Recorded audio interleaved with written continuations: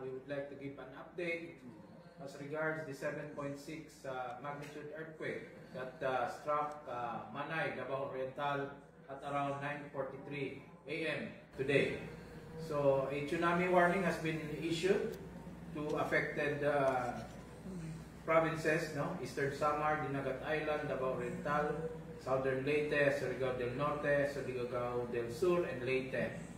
So, in terms of monitoring and reports generated, for Region 10, we receive reports of minor structural cracks in some facilities, particularly some schools, in Cagayan de Oro, in Iligan City, and in Camiguin, there was a reported landslide.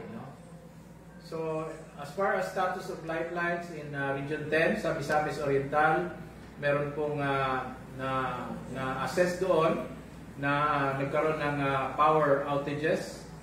For Region 11, we receive initial report of one dead victim due to fallen debris. So this is subject for validation. So meron pong na-receive kami from Davao City, sa Ateneo de Davao. May mga damaged facilities sila, damaged ceilings. Sa Davao City, yung Mapua Malayan Colleges reported some damages in their facilities.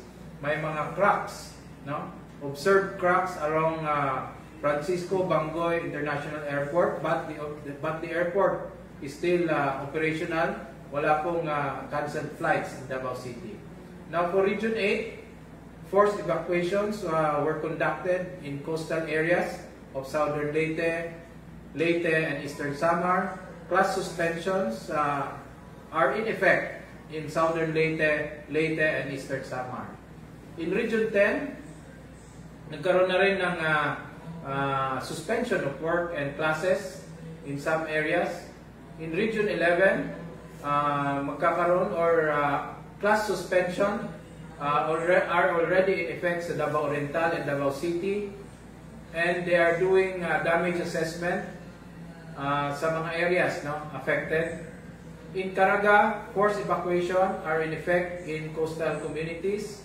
So in general, actions taken by our regional offices, we have been continuously disseminating critical information to the different LGUs and communities. We are monitoring all actions and providing necessary assistance. Public advisories are being issued, and due to the instruction of the President, we are on full alert. Lahat po ng mga resources ng ating gobyerno ay naka-standby to respond and augment our local government units in Mindanao.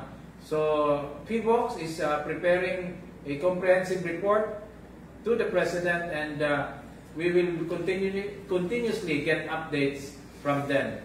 So again, these are just initial information that we gathered this morning, and more reports are being